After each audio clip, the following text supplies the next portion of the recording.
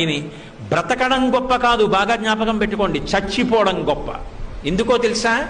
బ్రతకడం ఎలాగైనా బ్రతుకుతారు.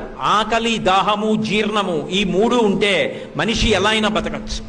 వేళపట్టున ఆకలేసి కుడితి తాగినా జీర్ణం అయిపోతే, ఆవు తింటున్న మినప్పొట్టు తినేసిన జీర్ణం అయిపోతే ఇబ్బంది లేదు.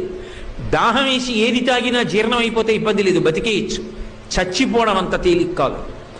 మంచాన పడి తన మలమూత్రములను తాను విసర్జించలేకపోతే వాడు రోజు రోజు క్షణం క్షణం చచ్చిపోయినట్టే.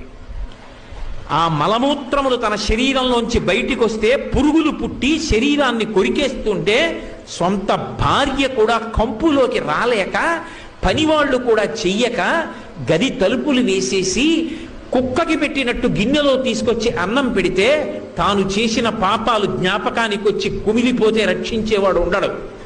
అనాయాసంగా